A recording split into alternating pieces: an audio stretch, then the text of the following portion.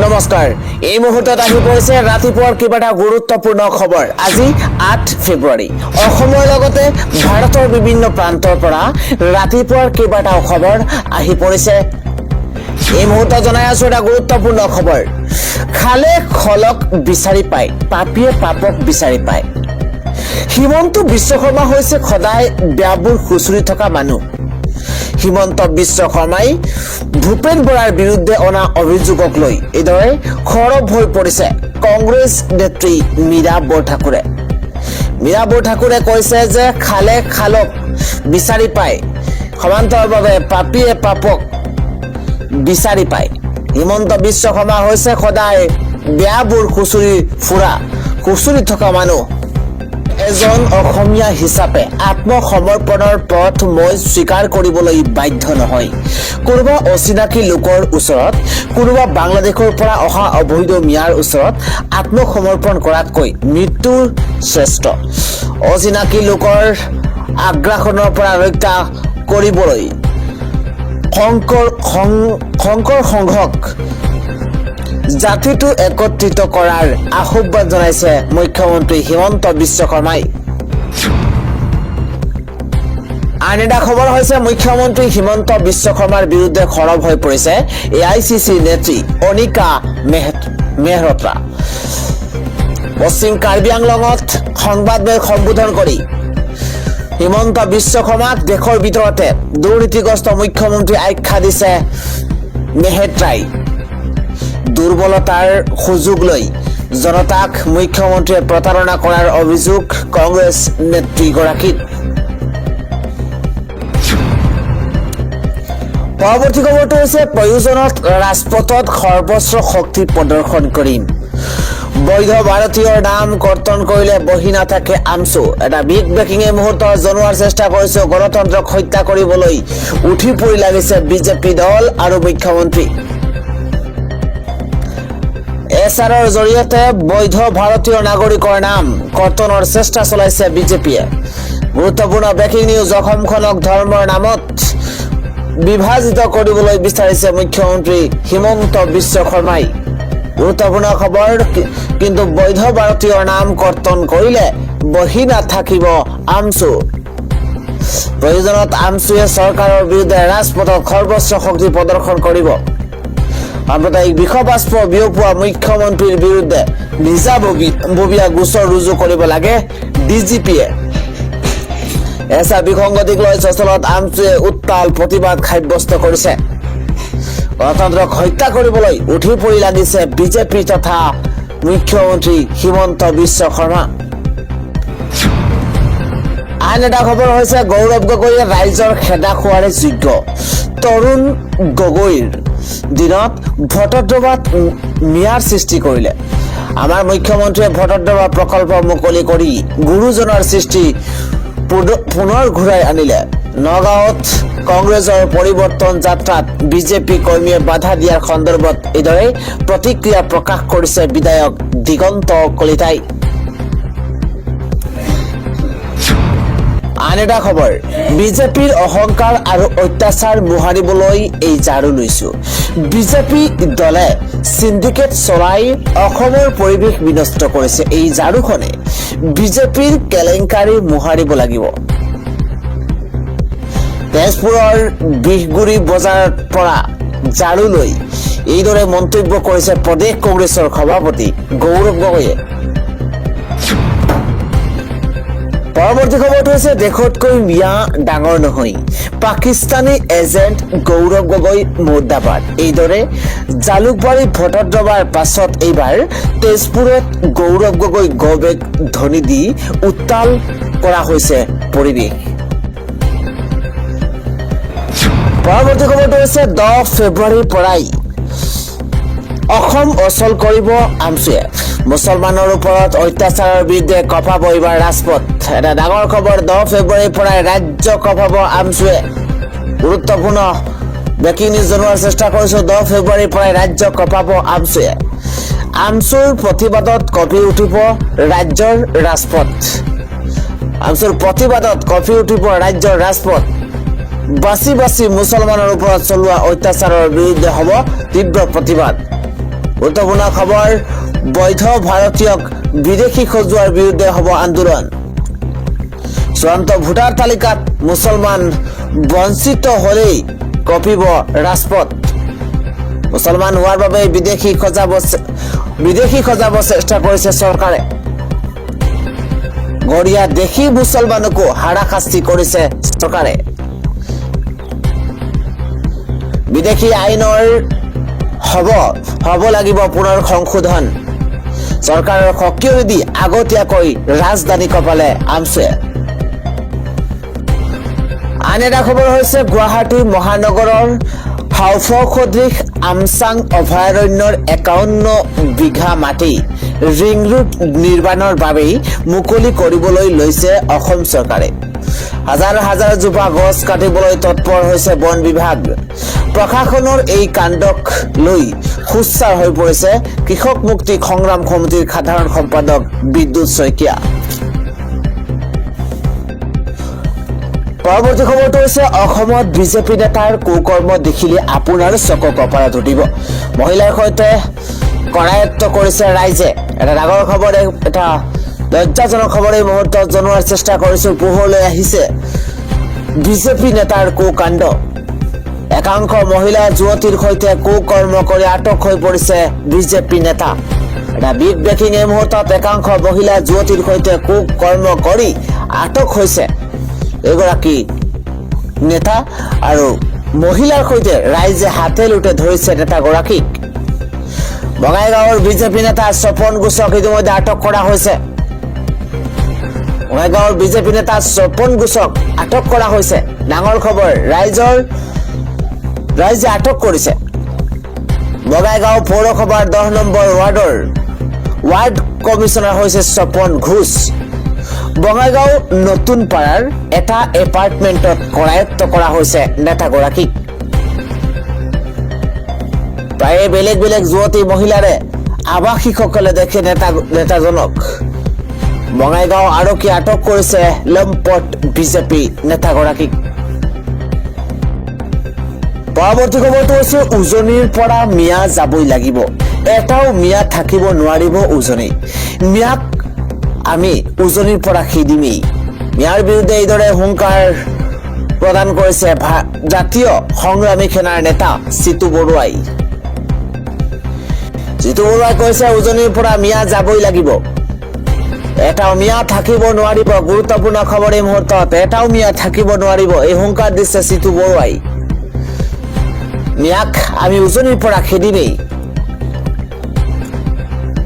মই অখিল গগৈ নহয় যে মিয়াক চুমা খাম। আঁটু কাঢ়ি ভিক্ষা খোজা সংগ্ৰামী সেনাৰ নিয়ম নহয়। আঁটু কাঢ়ি ভিক্ষা খোজা। মিয়াক খেদা হব স্পষ্ট কৰা, তাত কোনো সন্দেহ নাই। স্পষ্ট কথা, মিয়াক খেদা হবই। অখিল গগৈ, গৌৰৱ গগৈ লক্ষ্য অসমক মিয়ালেণ্ড বনাব লাগে। উজনিৰ পৰা মিয়া যাব লাগিব। সংগ্ৰাম চলি আছে, চলি থাকিব।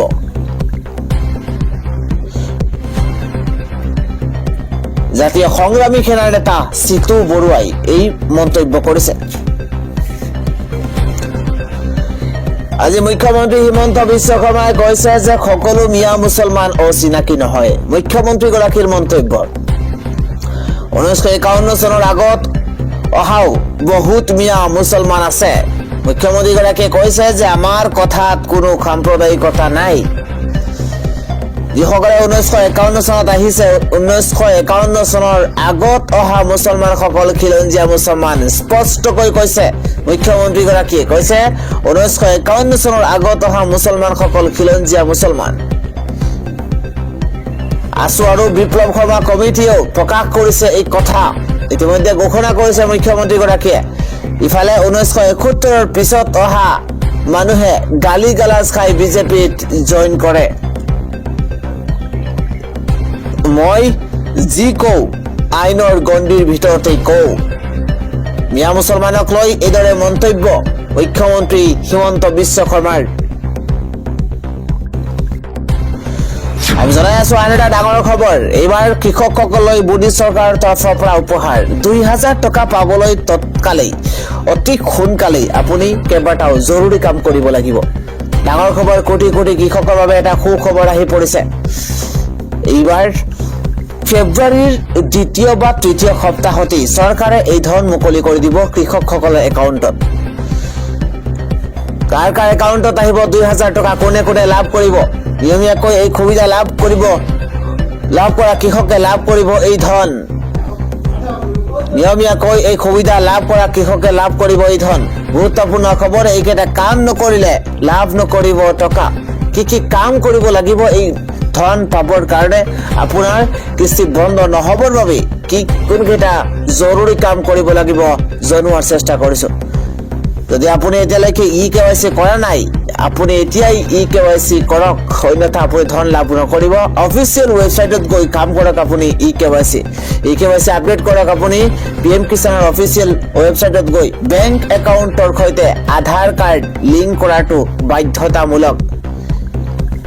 আপোনাৰ মাটিৰ তথ্য পৰ্টেলত সঠিকভাৱে আপডেট হৈ থাকিব লাগিব।